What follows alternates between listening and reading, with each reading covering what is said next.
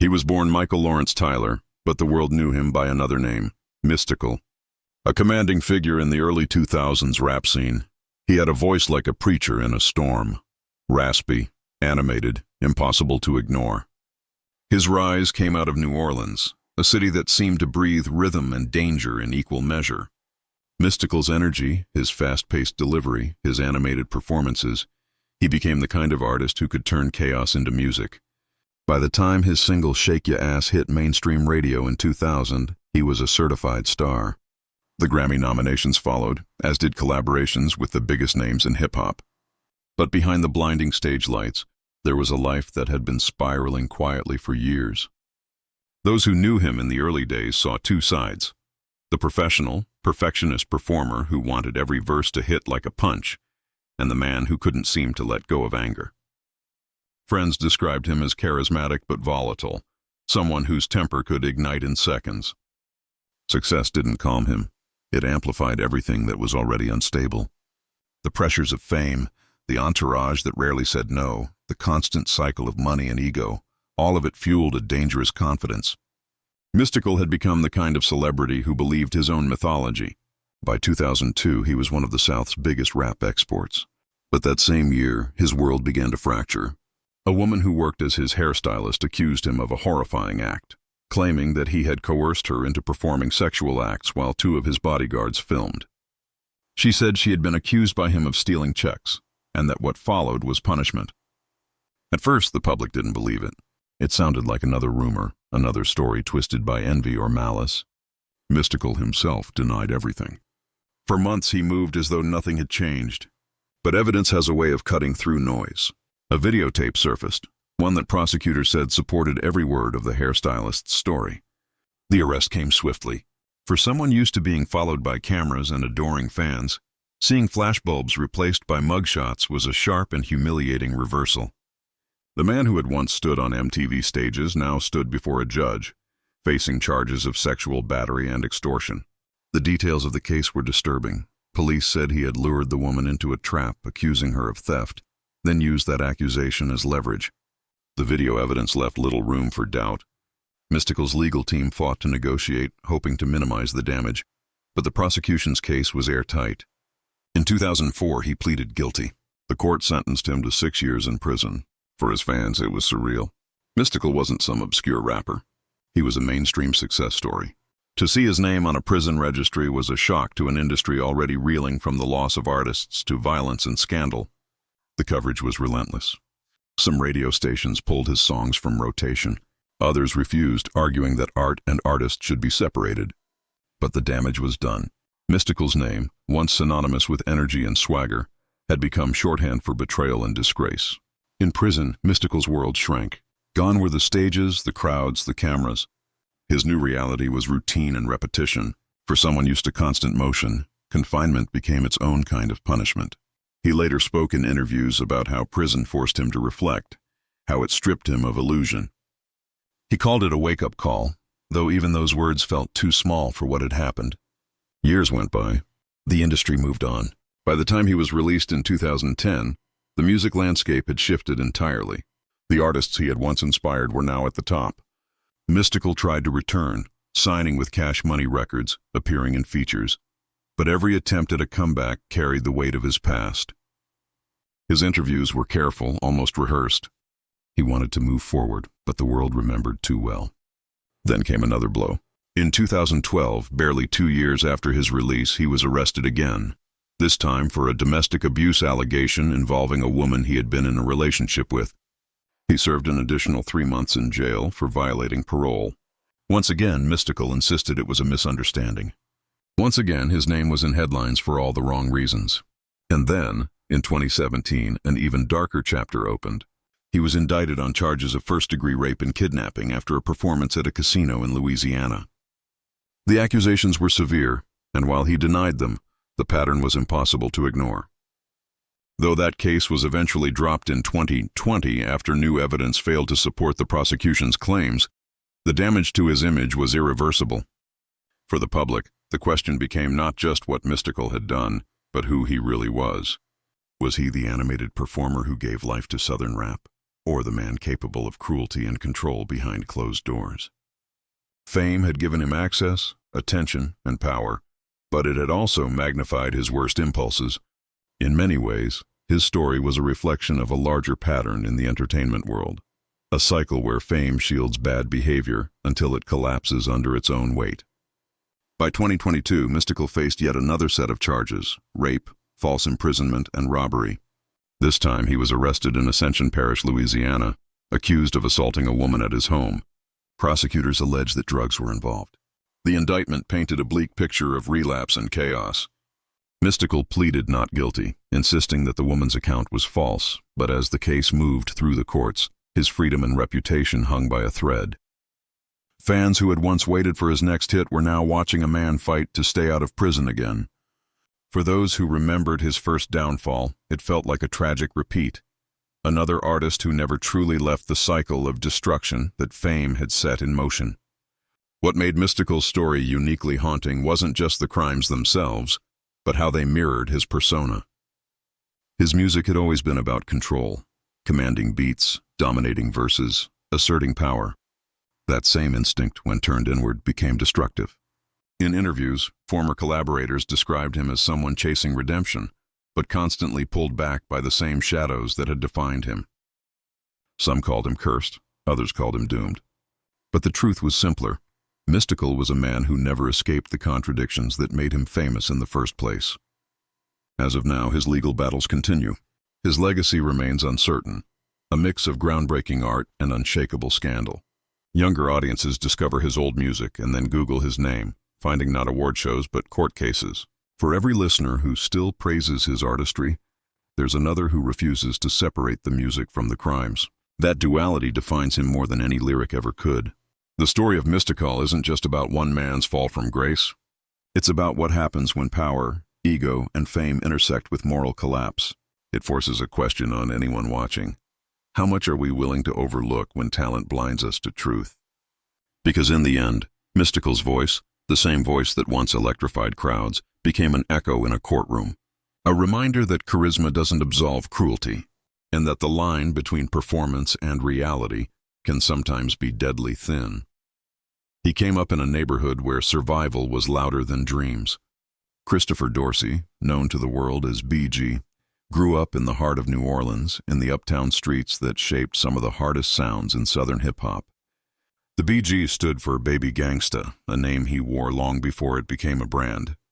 He was just a teenager when Cash Money Records took him under their wing, recording verses that sounded like a diary written in gunfire and desperation. With the Hot Boys, alongside Lil Wayne, Juvenile, and Turk, BG helped define a sound that turned local block talk into national chart success. Fame came early, but it didn't rewrite his past. It only gave it a microphone. The late 1990s were a new golden era for Southern rap. BG's raspy delivery and no-nonsense flow made him a street poet of a generation that had grown up watching crime rather than escaping it. Songs like Bling Bling and Cash Money Is an Army weren't just hits. They were anthems for kids who finally saw someone who spoke their language, making it big. He went from corner ciphers to music videos with million-dollar cars. The fame didn't change the city around him, though, and it didn't soften the mindset that had kept him alive before success. He still carried the street in his voice, in his habits, and sometimes in his glove compartment. By 2009, BG had built a career that outlasted most of his peers, but his loyalty to the streets that made him had never disappeared. One night that year, it caught up with him. Police in eastern New Orleans pulled over a Chevy Tahoe for a routine traffic stop. Inside were BG and two other men. The officers quickly noticed the smell of marijuana, and when they searched the vehicle, they found 3 loaded guns, 2 of them stolen. None of the men admitted ownership. The situation escalated fast. Everyone in that car knew the stakes. As a convicted felon, BG was forbidden from possessing any firearm. A simple stop had just become a federal case. At first, BG denied everything. His attorneys claimed the guns weren't his, that he was simply in the wrong place at the wrong time. But investigators soon discovered a troubling pattern. A witness came forward, saying BG had pressured one of his associates to take the fall. Federal prosecutors charged him not only with illegal gun possession, but with witness tampering and obstruction of justice. The image of BG as a reformed rapper collapsed overnight. The courtroom painted him not as a misunderstood artist, but as a man who had never really left the life his lyrics described. The case drew national attention, particularly because it touched on the complex relationship between rap and the law. Prosecutors quoted his lyrics in court, framing them as evidence of his criminal mindset. Fans saw it as prejudice, a system that punished rappers for storytelling. But beyond the arguments of art versus reality lay the undeniable fact. The guns were real, the laws were clear, and BG was facing years behind bars. In July 2012, he stood before a federal judge and received his sentence, 14 years in prison. The moment was quiet. There were no outbursts, no bravado, just a man in his early 30s realizing that his fame couldn't shield him anymore. Reporters wrote that he nodded solemnly as the judge read the term. His family wept silently in the gallery. The sentence stunned the hip-hop community, especially in New Orleans, where BG had been a local hero, someone who'd escaped poverty only to be pulled back by it. For many, his story became a grim lesson about how thin the line between the stage and the street really was. In prison, time moved differently. BG kept writing lyrics, sending verses to friends and family. Some were smuggled into mixtapes. Others were read aloud in interviews. He called incarceration a long, cold studio, a place where silence replaced applause. He didn't blame anyone but himself. Over time, he softened. He spoke about wanting to mentor young rappers when he got out, to help them avoid the choices that had cost him his freedom. The bravado that once defined him was replaced by something more reflective, almost weary. "I was addicted to being real," he told a journalist in a letter, "but real ain't worth 14 years. Meanwhile, the world outside kept moving. Lil Wayne became a global superstar. Juvenile found new waves of recognition. The music industry changed completely. Streaming replaced CDs, and rap's center shifted to Atlanta, Chicago, and beyond. Inside the federal system, BG watched from afar as new generations of rappers claimed to live the same life he once did, some of them falling into the same traps. His name remained a legend among the old guard, a cautionary whisper among the new. In 2021, after serving more than a decade, BG was transferred to a halfway house. He was one of the few artists whose career had been put on pause for almost an entire generation. When he finally walked out of custody in 2023, New Orleans welcomed him home like a prodigal son. Cameras followed him through the airport. Fans lined up outside, holding phones, shouting his lyrics. But beneath the celebration there was something fragile. The man they welcomed home wasn't the same one who'd left. He'd missed the rise of social media, the shift of music culture, the deaths of friends and collaborators. He spoke softly now, careful with his words. "I ain't trying to go back," he said. "I paid my price." His release was bittersweet. For years, hip-hop had debated whether BG had been unfairly targeted, whether the system used his fame as an example. But even he admitted that the choices had been his. The gun, the silence, the pressure on others to take the blame. Those were decisions made long before the judge's gavel came down. The prison term had erased whatever illusions he'd once had about loyalty. In his later interviews, he spoke about how the same loyalty that once protected him was the very thing that destroyed him. "Everybody want to be street," he said, "until the street come collect." Now, years later, BG is free, recording again, his voice weathered but still sharp. His new music carries the weight of years spent watching from behind bars, darker, slower, more grounded. There's no boasting, no false redemption arc, just a man trying to find meaning after losing so much time. For younger fans, he's a myth revived. For older ones, he's a reminder of how quickly fame can dissolve into a federal sentence. The irony of his legacy is painful. His biggest hits were about survival, how to stay alive and free in a world stacked against you. Yet in the end, it wasn't violence or betrayal that took him down. It was a moment of arrogance, a refusal to let go of the identity that had once defined him. He had built a brand out of authenticity, but authenticity became his cage. The system didn't make him pick up that gun. It just made sure he paid for it. The story of BG is quieter than others. There's no sensational murder, no shocking conspiracy. But it's haunting in its simplicity. A kid born in chaos grows up, finds fame, builds wealth, and still can't outrun the habits that made him. It's not the story of a villain. It's the story of a man who mistook survival for destiny. Fame didn't corrupt him. It just delayed the reckoning. And when it came, it didn't care about platinum records or Billboard charts. When asked what he learned from those years, BG said one line that stuck with everyone who heard it. Freedom is something you only understand when you lose it. It's the kind of reflection that belongs not just to him, but to anyone who ever thought fame could protect them from consequence. Because for BG, the street never stopped calling, and when it finally answered, it wasn't with applause. It was with the click of handcuffs and the hollow sound of a cell door closing. In the early 1990s, Sacramento was caught between two worlds, the promise of California's cultural explosion and the harshness of its gang wars. It was a city that produced poets and killers in equal measure. Out of this environment came a teenager named Anare Vaishon Brown. To his neighborhood, he was just another kid from the 29th Street Garden Block Crips. To the world, he would become X-rated, one of the most controversial figures in rap history. His rise wasn't built on commercial polish or label hype. It was built on fear, authenticity, and the kind of pain that could only come from living inside violence rather than beside it. He began recording music as a teenager using borrowed studio time and cheap equipment. The lyrics were raw, drenched in local slang and unfiltered confessions. His 1992 debut, Psychoactive, wasn't just a gangster rap album. It was a manifesto. Every song felt like an open case file. He rapped about home invasions, revenge killings, and street politics with unnerving precision. It wasn't fiction. It was reportage from the underbelly of Sacramento. For the young and the angry, he became an icon. For law enforcement, he became a warning sign. At the time, the debate around rap and criminality was already boiling. Politicians blamed hip-hop for glorifying violence. Rappers argued they were simply narrating reality.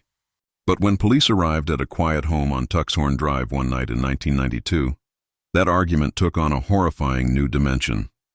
Inside, they found Patricia Harris, a 42-year-old woman, shot and killed during a home invasion.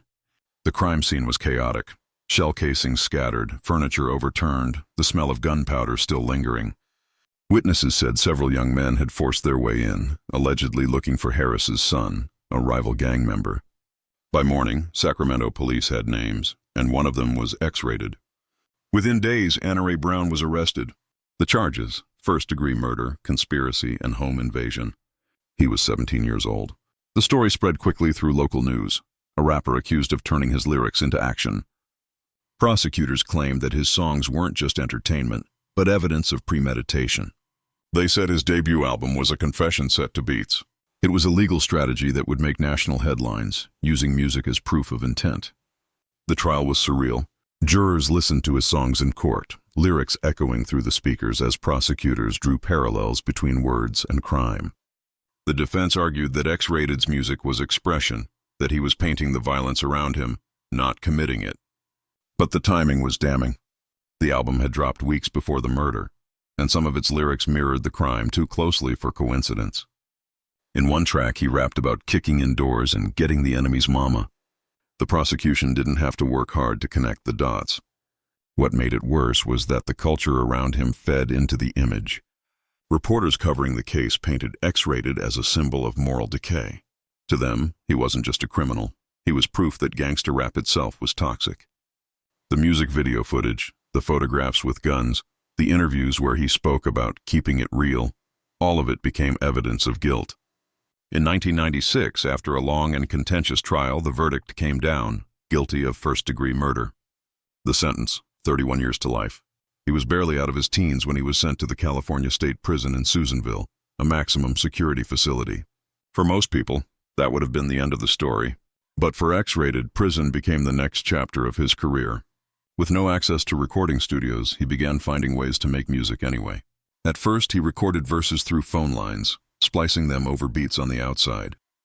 Then, with the help of other inmates and smuggled equipment, he recorded entire albums inside his cell. The sound was distorted, the quality rough, but the message was sharp. He called one of his albums Zorcist, describing it as a cleansing of demons, a metaphor for a man trying to rebuild an identity from inside a cage. The industry responded in disbelief.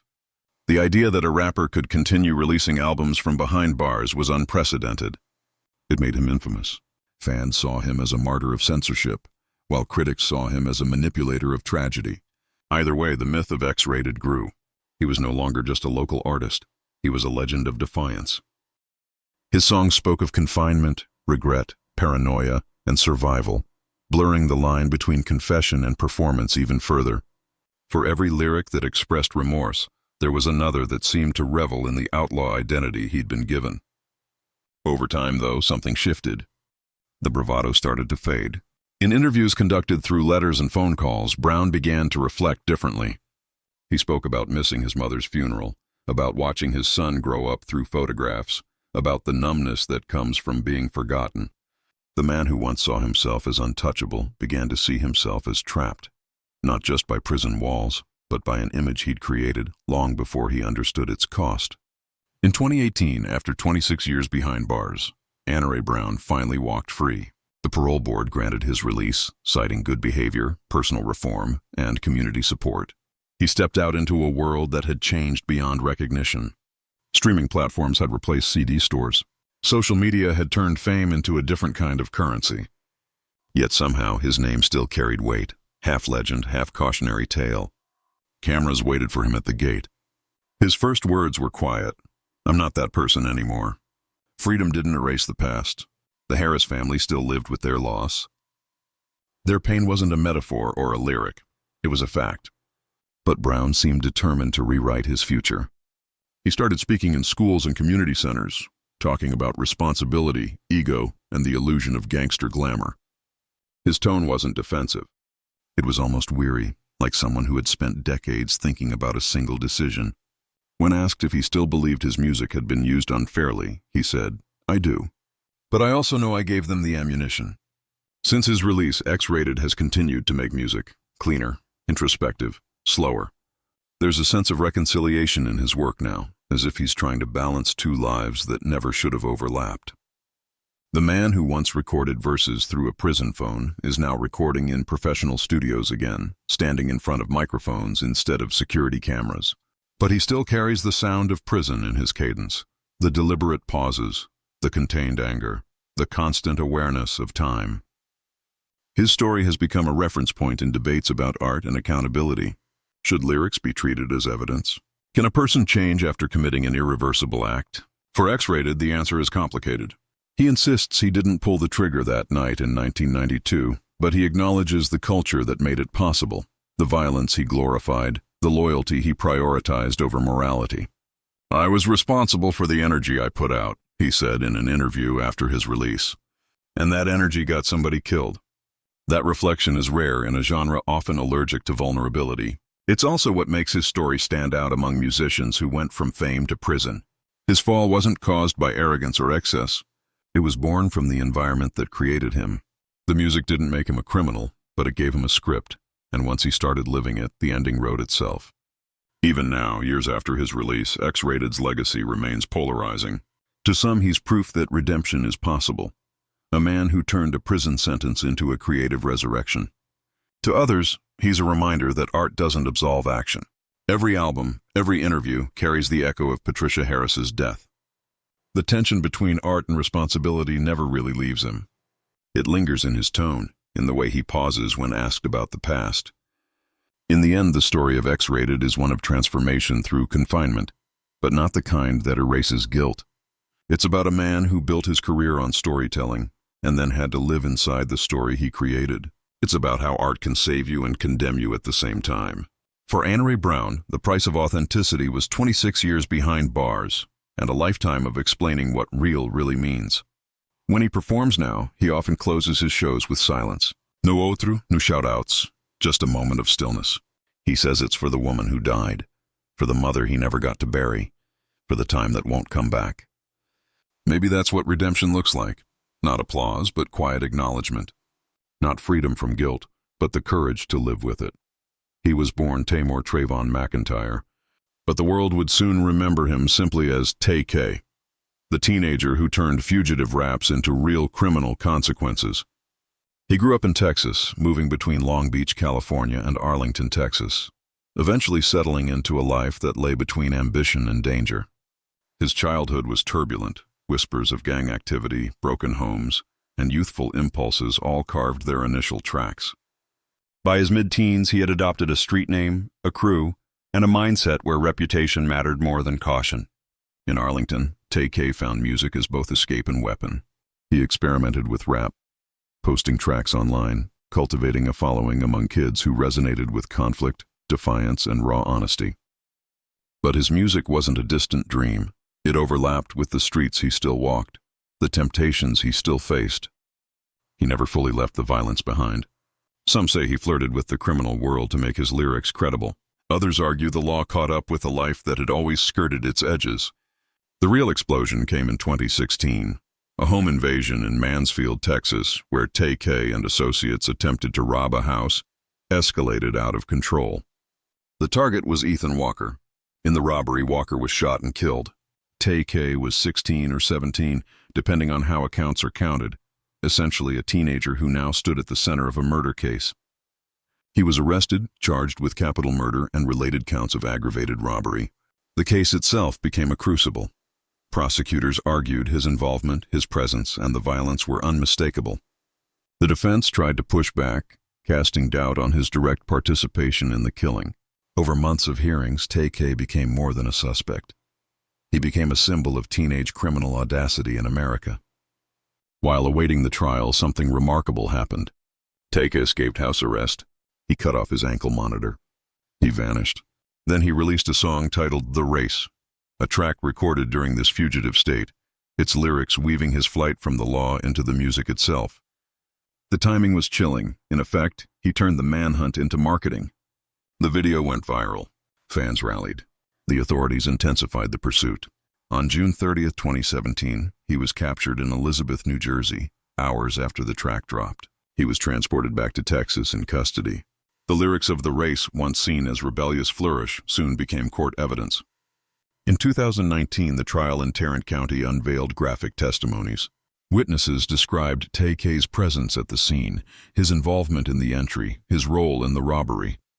Forensic evidence connected bullets and trajectories. Cell phone records and location data painted a narrative.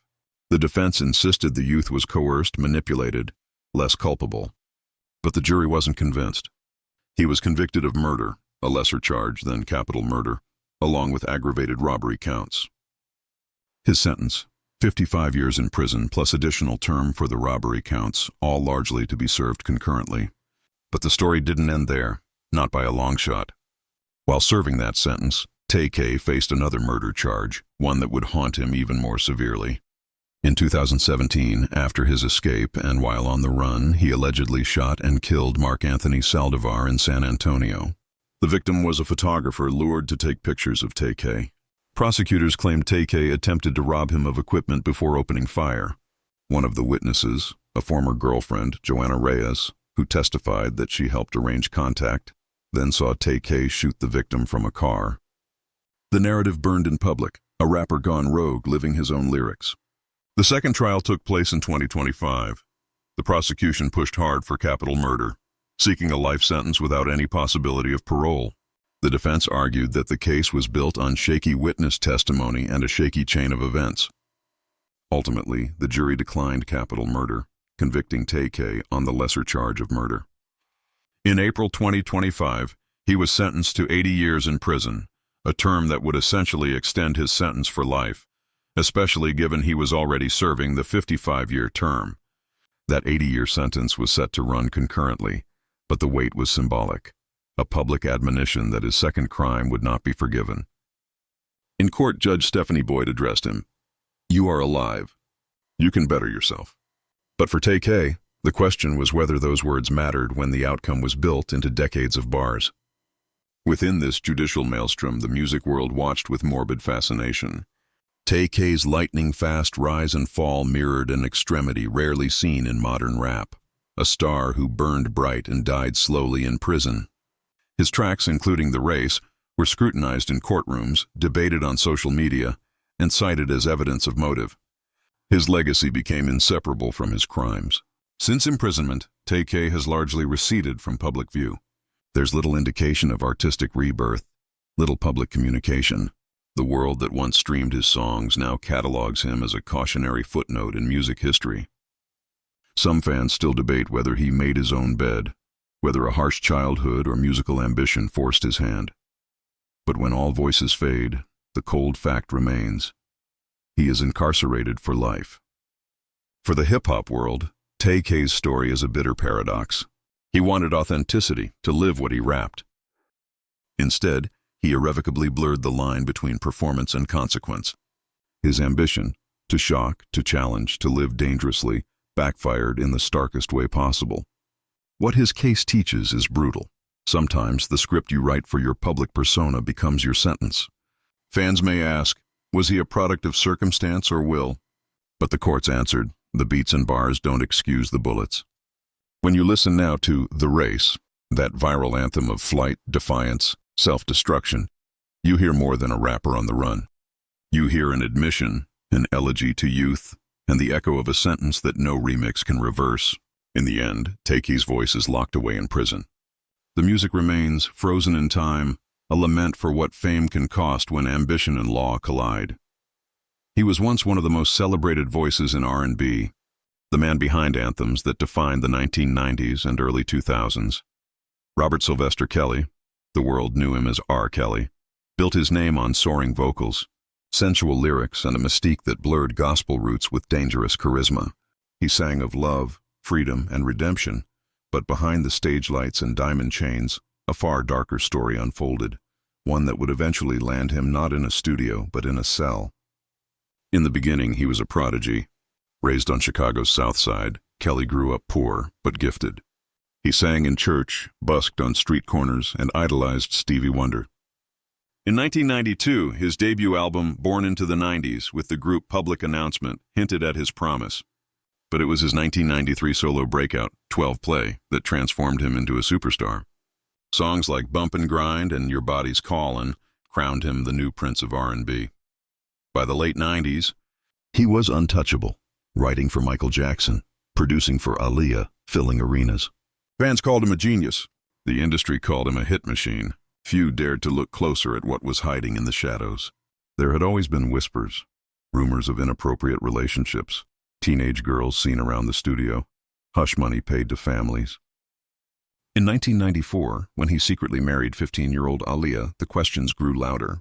The marriage certificate falsely listed her age as 18. The union was annulled within months, dismissed as a mistake. Kelly denied it, deflected, and the industry shrugged. His fame was an armor. The radio still played his songs, and fans didn't want to believe the allegations. He released I Believe I Can Fly in 1996, a soaring gospel-tinged anthem that seemed to cleanse his image overnight. The irony in retrospect is devastating. The song was about transcendence, yet his life would descend into a labyrinth of exploitation and control. By the early 2000s, the facade began to crack. In 2002, a video surfaced, graphic, disturbing, allegedly showing R. Kelly engaging in sexual acts with a minor. The tape spread across the country, sold illegally on street corners and online. Chicago police opened an investigation, charging him with 21 counts of child pornography. The public reaction was chaotic. Some fans burned his CDs. Others defended him, claiming conspiracy. Kelly went silent, then defiant. For years, his legal team delayed, filed motions, and challenged evidence. The trial didn't begin until 2008. When it did, the jury acquitted him on all counts, citing doubts about the victim's identification. He walked free, smiling. The applause of enablers drowned out the cries of survivors. But behind that acquittal, more accusations piled up. Former employees, girlfriends, and parents described a pattern. Young women groomed, isolated, and manipulated. They were promised music careers but found themselves trapped in psychological and physical cages. Kelly controlled their phones, dictated when they could eat or use the bathroom, decided what they wore. Some were teenagers, others barely adults. Many were cut off from their families. For years, the machine protected him. Powerful lawyers, loyal handlers, a code of silence that kept the truth underground. But in 2017, journalist Jim DeRogatis published an exposé detailing the allegations in the Chicago Sun-Times. The world began to listen again. And in 2019, Lifetime's documentary series Surviving R. Kelly detonated like a bomb. The survivors' voices, trembling, furious, resolute, broke the dam of public denial. The music stopped being an excuse. Soon after, prosecutors in Illinois and New York moved in. Federal indictments followed. Sex trafficking, racketeering, coercion, and obstruction of justice. The details were horrifying. In one case, prosecutors described how Kelly and his associates used his fame to recruit girls and women, crossing state lines, subjecting them to abuse under the guise of mentorship. Evidence included text messages, flight records, and witness testimony from former assistants who described a world of secrecy and control. One woman testified that Kelly made her call him daddy and forced her to perform on command. Another said she was locked in a room for days. The courtroom air was heavy, decades of abuse finally confronting daylight. In 2021, after a 6-week federal trial in Brooklyn, R. Kelly was found guilty on all counts of racketeering and sex trafficking. The jury concluded that he had built a criminal enterprise designed to exploit and control women and minors. Survivors cried openly in court. Kelly sat motionless, eyes hidden behind glasses, as the verdict was read. The sentence came in 2022, 30 years in federal prison. The judge called him a predator who used his fame and fortune to prey on the young and the vulnerable. For a man once celebrated as a legend, the fall was complete. And yet, in another courtroom, Chicago, another trial waited. In 2023, he was convicted again, this time on multiple counts of child pornography and enticement. He received another 20-year sentence, most of it concurrent but symbolically irreversible. The empire he built had turned to ashes. The aftermath rippled far beyond the courtroom. Radio stations pulled his songs. Streaming platforms debated whether to remove his music entirely. Fans split into factions. Some nostalgic, clinging to the art. Others disgusted, unable to separate melody from monstrosity. Former collaborators distanced themselves. Even the Grammys, once proud of his contributions, erased him from retrospectives. In Chicago, his hometown, murals depicting him were quietly painted over. The man who once sang of believing he could fly now faced decades of confinement, stripped of freedom, legacy, and the myth of innocence. Inside prison, reports described him as withdrawn, occasionally bitter, occasionally resigned. His attorneys filed appeals, arguing that the trials were biased, that juries were swayed by media hysteria. But the legal tide was too strong. The evidence, the testimonies, the years of ignored warning signs, they were immovable.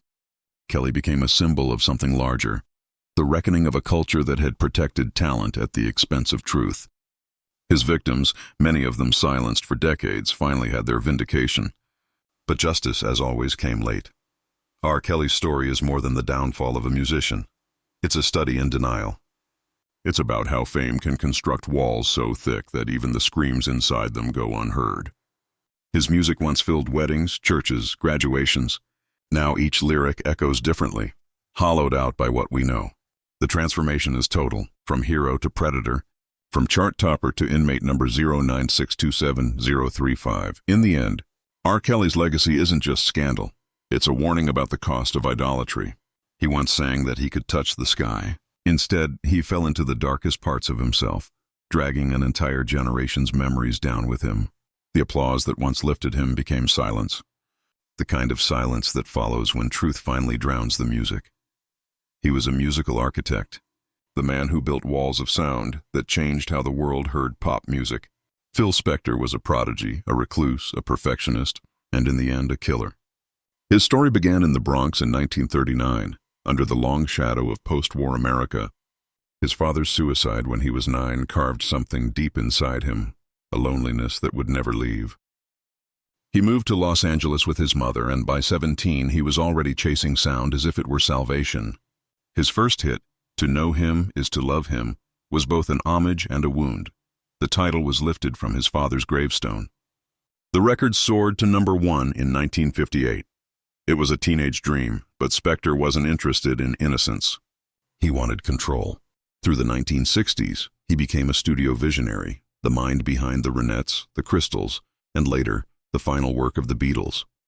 He invented his own sonic world, the so-called wall of sound, layering instruments until the music felt cathedral-like, overwhelming, transcendent. He was the invisible force behind Be My Baby, You've Lost That Lovin' Feelin', and Let It Be. Everyone called him a genius. Few dared to call him dangerous. Spector's genius came with volatility. He was obsessive in the studio, erratic in life. Those who worked with him spoke of tantrums, threats, and a fascination with guns. He was known to brandish pistols during recording sessions, firing into ceilings to make a point. For years, these outbursts were treated as eccentricity, the price of brilliance. Behind closed doors, however, there was paranoia. He rarely left his mansion without bodyguards. He built a fortress around himself in the hills of Los Angeles, complete with iron gates, security cameras, and the faint echo of a man unraveling. By the 1990s, Spector had all but vanished from public life. The music industry had moved on, but his myth persisted, the recluse genius in the castle of sound. Then, on February 3, 2003, that myth shattered. At around 5 a.m., police responded to a call from Spector's Alhambra estate, known as the Pyrenees Castle. Inside, they found actress Lana Clarkson slumped in a chair by the foyer, a single gunshot wound to her mouth. The .38 revolver lay on the floor near her feet. She was dead. Spector told his chauffeur, "I think I killed somebody." The initial story was murky. Spector claimed Clarkson's death was an accidental suicide, that she had kissed the gun. Prosecutors saw something else. An evening that began with flirtation at the House of Blues, a limousine ride to Spector's home, and an argument that ended with murder. Clarkson, 40, had been struggling to revive her career. Friends described her as upbeat, not suicidal. Spector's reputation for violence, for waving guns around women, became the core of the case. The trial that followed was one of Hollywood's most surreal. The first, in 2007, ended in a hung jury. 10 for conviction, 2 for acquittal. His defense argued that Clarkson's death was self-inflicted. The prosecution called it a pattern of intimidation finally gone too far. In 2009, the retrial began. This time, prosecutors presented testimony from 5 other women who described Spector's chilling behavior. Each story echoed the same rhythm, a night of charm, alcohol, threats, and a gun. When the verdict came, it was decisive, guilty of second-degree murder. Phil Spector, the man who had built the Wall of Sound, was sentenced to 19 years to life in prison. He entered the California prison system as inmate number G63408. The image shocked the world. The man who once conducted symphonies of pop now reduced to a mugshot. Pale, haunted, his hair like a chaotic halo. He was 69. Inside prison, he was treated for bipolar disorder, sometimes withdrawn, sometimes talkative about his glory years. His lawyer said he missed the studio, the perfection of sound, the command. In 2021, Phil Spector died of complications from COVID-19 at age 81, still incarcerated. His legacy remains a fracture. Genius and monstrosity intertwined. The records he produced still shimmer with brilliance. The echoes of the Ronettes still sound immortal, but knowing what followed, they also sound tragic. The same obsession that built his masterpieces may have destroyed him. For decades, the industry protected him, excused the guns, the threats, the cruelty, all in the name of art. In the end, no one could protect him from himself. Spector's story is about how power, unchecked, curdles into paranoia. It's about the thin line between creation and destruction, between genius and madness. He once said, "Everything I touch turns to gold." But when the music stopped, everything he touched turned to silence. In the stillness of his cell, there were no layers of sound to hide behind, only the echo of what he'd done, and the faint memory of the music that once made the world believe in beauty. He was chaos incarnate. A sneer wrapped in leather, a bass slung too low, a symbol of punk's violent poetry. Sid Vicious wasn't born to last. He was born to explode. His real name was John Simon Ritchie, and before the black eyeliner, the heroin, and the notoriety, he was just another lost kid in 1970s London. His mother, Anne Beverly, was a drug user. His father, a soldier who abandoned them early. By the time Sid was a teenager, London was burning with unemployment, anger, and rebellion. He found his place in the noise. In the heart of the punk scene, he met John Lydon, Johnny Rotten, and joined the Sex Pistols in 1977, replacing bassist Glenn Matlock. He couldn't really play, but that didn't matter. Sid wasn't hired for skill. He was hired for image. He was tall, gaunt, sneering, the embodiment of what punk pretended not to care about: authenticity. His bass lines were often played by others in the studio, but on stage, his presence was magnetic, dangerous, pure volatility. When he sneered, "I don't care," the world believed him. Then came Nancy Spungen, a loud, troubled American who had drifted into London's punk underworld. She was addicted to heroin, already lost when Sid met her. Together they formed a dependency disguised as love. To everyone else, it was toxic, catastrophic. They lived in filth, fought constantly, and fed each other's addictions. Their relationship became the dark mirror of punk's self-destruction. The Sex Pistols imploded in 1978 during their U.S. tour. Chaos, drugs, fights, arrests. Sid, barely 20, spiraled. When the band disbanded, he and Nancy retreated to New York's Chelsea Hotel, a legendary haunt for artists, addicts, and ghosts. The room they rented, number 100, became infamous. On October 12, 1978, hotel staff found Nancy Spungen dead in the bathroom, a single stab wound to her abdomen. She was 20 years old. Sid was found wandering the halls, dazed, blood on his jeans. He said, "I did it because I'm a dirty dog," then changed his story. At times he said she fell on the knife. At others, that someone else had been there. The police arrested him for murder. His mugshot, hollow-eyed and broken, became one of Punk's defining images. Youth and destruction fused together. While awaiting trial, Sid was released on bail paid by Virgin Records.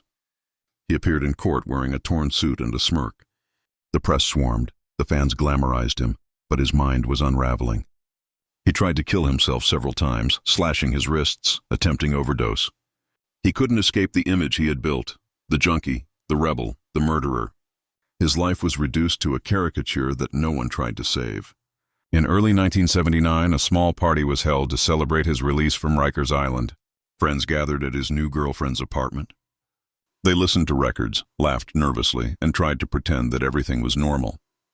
But Sid had heroin again, brought to him by his mother. That night, he injected himself with a lethal dose. The next morning, he was found dead on the floor, 21 years old. Beside him was a note. "We had a death pact, and I have to keep my half of the bargain. Please bury me next to my baby. Bury me in my leather jacket, jeans, and motorcycle boots. Goodbye." The murder of Nancy Spungen remains unresolved. Some believe Sid killed her in a drug-fueled argument.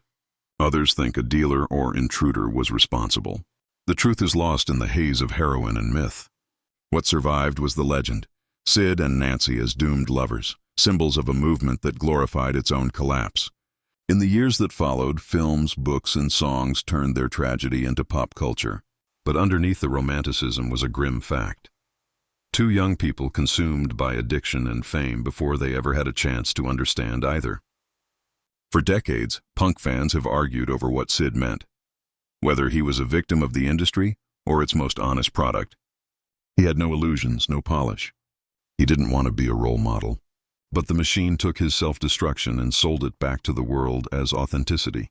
Sid Vicious became the perfect martyr for a culture built on nihilism.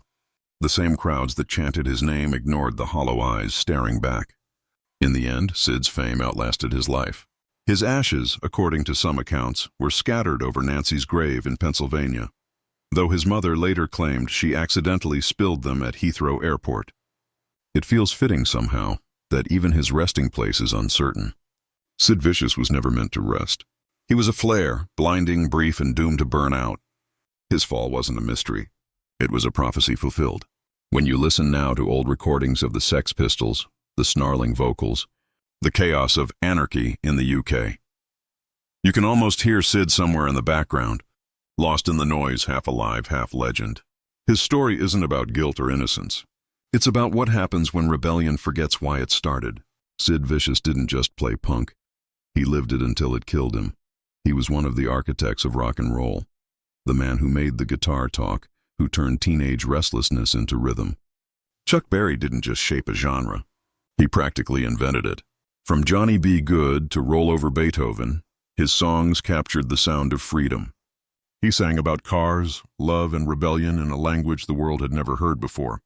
But for all his brilliance, Chuck Berry's life would swing violently between innovation and infamy, between applause and prison walls. Born Charles Edward Anderson Berry in 1926 in St. Louis, Missouri, his early life was shaped by segregation and survival. He was raised in a working-class neighborhood, the fourth of 6 children. His father was a contractor and deacon. His mother, a schoolteacher. The young Chuck was sharp, charming, but restless. He loved blues and swing, but also trouble. In 1944, at 17, he and some friends armed themselves with a pistol, stole a car, and went on what police described as a joyride that crossed state lines. They robbed a few convenience stores along the way. When caught, Berry was sentenced to 10 years in a reformatory. He served 3. That early brush with the law carved something permanent in him, the understanding that charm could open doors, but impulse could slam them shut. When he got out, he turned fully to music. By the mid-1950s, he was blending blues progressions with country twang and teenage storytelling. In 1955, he walked into Chess Records in Chicago and recorded Maybelline. The track exploded. Within months, he was touring the country, performing for crowds of screaming teenagers, both white and black, something nearly unthinkable at the time. His songs broke barriers, his lyrics gave rock and roll its first stories. The money poured in. The fame grew. But the same impulsiveness that haunted his youth would soon come back to destroy him again. In 1959, while on tour, Barry met a 14-year-old Apache girl in Juarez, Mexico. He hired her to work as a hat check girl at his St. Louis club. A few weeks later, she was arrested on prostitution charges. When police connected her employment to Barry, he was charged under the Mann Act, transporting a minor across state lines for immoral purposes. The trial was a scandal. Barry claimed innocence, arguing he'd hired her for legitimate work, but the racial undertones were impossible to ignore. A black man accused of crossing moral and social lines in 1950s America. The first conviction was overturned after a judge made racially charged remarks, but the retrial ended the same way. Guilty. Barry was sentenced to 5 years in prison. He served about 20 months before release in 1963. When he came out, rock and roll had changed. The Beatles and the Rolling Stones were now the new idols, but both openly credited him as their inspiration. Barry returned to performing, but something had shifted. He was more suspicious, more cynical. He distrusted the industry, the press, and the people around him. He toured relentlessly, often performing without a backing band, hiring local musicians city to save money. He carried a briefcase full of cash and a pistol in his guitar case. The charm that once electrified audiences was now laced with paranoia. Then came another scandal decades later. In 1990, police raided his Missouri estate after a woman accused him of installing hidden cameras in the restroom of his restaurant, the Southern Air. Investigators reportedly found tapes showing dozens of women, including minors, in compromising situations. They also found marijuana. Barry denied intentional wrongdoing but eventually reached a settlement with several of the women. He was charged with possessing marijuana and sentenced to 6 months in jail and 2 years probation. The voyeurism allegations never resulted in a criminal conviction, but they stained what was left of his public image. The rock pioneer who once symbolized teenage freedom was now synonymous with suspicion and scandal. Despite his legal troubles, Barry kept playing, stubbornly, defiantly. Into his 80s, he still performed monthly at a small club in St. Louis, duck-walking across the stage like he had in the 50s, even when his fingers sometimes missed the frets. He had no manager, no entourage, no record deal, just a Gibson guitar, a stack of old riffs, and a legend he carried like a curse. When he finally released his last album, Chuck, in 2017, he was 90 years old. He died that same year, found unresponsive in his home near St. Louis. Chuck Berry's story is difficult to reconcile. He was the father of rock and roll, yet also its first fallen icon. His innovations changed music forever, but his personal failings cast long shadows over his genius. He paved the way for generations of artists, yet he couldn't escape the patterns of self-sabotage that began when he was a teenager with a stolen car. His life was an unending cycle of reinvention and ruin, applause and accusation. Some argue he was a victim of his era, a black man punished harshly by a system that tolerated similar sins from white peers. Others insist the facts speak for themselves, that his crimes cannot be erased by chords or riffs. Perhaps both are true.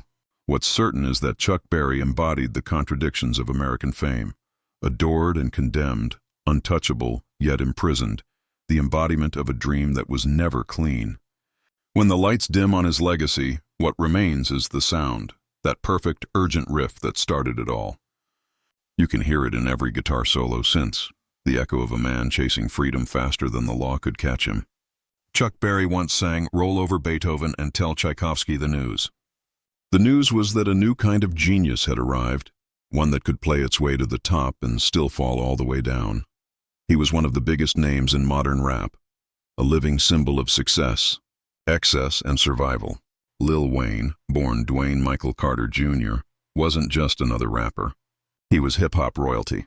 By the mid-2000s, he'd already changed the sound of rap. His raspy voice, relentless work ethic, and wild creativity turned him into a global icon. But beneath the fame, money, and tattoos was a man who had grown up surrounded by violence and mistrust. A man who had never quite escaped the streets that raised him. That past would eventually catch up with him, not in a drive-by, not in a scandal, but in the flashing blue lights of a police cruiser one summer night in 2007. It was July 22, 2007.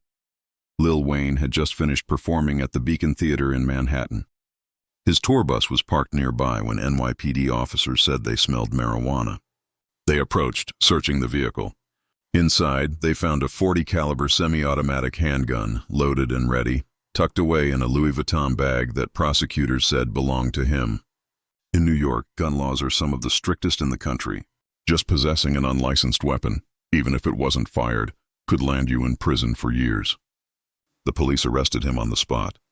To fans, it felt surreal. The self-proclaimed best rapper alive, handcuffed on the streets of Manhattan. For Wayne, it wasn't his first brush with law enforcement. He'd been famous since he was a teenager, joining Cash Money Records at just 9 years old, recording with the Hot Boys before he was even 16. His rise was meteoric, but it was born out of chaos. He'd accidentally shot himself in the chest at 12 with his mother's pistol, a near-death experience that became one of the most famous stories in hip-hop history.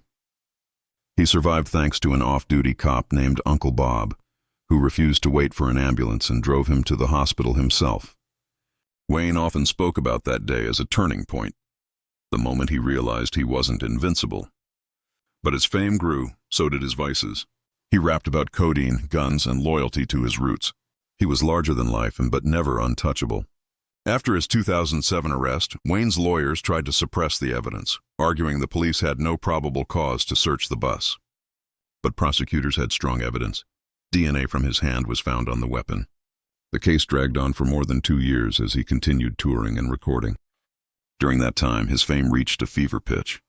His album, Thaw Carter 3, sold over 1 million copies in its first week, making him one of the best-selling artists of the decade. The irony was almost cinematic. As he was winning Grammys, he was also preparing to go to prison. In October 2009, Lil Wayne stood in a New York courtroom and pleaded guilty to attempted criminal possession of a weapon. He was calm, almost resigned. "I'm a man," he said quietly to reporters afterward. "I take responsibility." He was sentenced to 1 year at Rikers Island, one of the most notorious jails in America. When he surrendered in March 2010, the rap world held its breath. Wayne wasn't just another celebrity being locked up. He was the biggest rapper alive, heading to a place known for its violence, overcrowding, and despair. Inside, he was placed in protective custody for his own safety. He spent 23 hours a day in his cell, allowed out only briefly for recreation or showers. He wrote songs, read books, and kept a notebook full of lyrics that would later appear on the Carter 4. Guards said he was respectful, quiet, and disciplined, traits that surprised many who only knew his public persona. Even behind bars, he found a way to work. He gave phone interviews to radio shows and sent messages to fans through his team. To them, his time inside wasn't just punishment. It was mythology in the making. Free Wheezy became a rallying cry. After 8 months, with time off for good behavior, he was released in November 2010. The day he walked out, hundreds of fans were waiting outside the gates. He went straight to Miami, straight to the studio. Within days, he was back to recording as though nothing had happened. But in his music, there was a shift, subtle but undeniable. He remained a top-tier artist, a mentor to Drake and Nicki Minaj, a living legend in hip-hop. But there was always that reminder that even at the top, the fall is never far away. In 2020, it happened again, this time in Florida. Federal agents found another firearm, again in his possession, a gold-plated .45 caliber handgun, during a raid on his private jet. Because of his prior felony conviction, the charge was serious. Felon in possession of a firearm. He faced up to 10 years in federal prison. Once again, he pleaded guilty. But in a twist few expected, he never served the time. In one of his final acts in office, President Donald Trump granted him a full pardon in January 2021. Wayne thanked him publicly, saying simply, "I want to thank President Trump for recognizing that I have so much more to give to my family, my art, and my community." Lil Wayne's story is one of contradiction, a genius who couldn't fully escape the chaos that raised him, a man who built an empire out of words, yet found himself silenced by bars. both musical and literal. His time in prison didn't destroy him. It solidified his legend. He came out sharper, wiser, and still unapologetically himself. But his story remains a warning. Even the brightest stars cast shadows long enough to reach a cell door. The boy who shot himself at 12 grew into a man who kept shooting for greatness, even when the law tried to take his aim away. For Lil Wayne, prison wasn't the end of his story. It was just another verse, one written in steel and silence. Which of these cases shocked you the most? Let us know in the comments.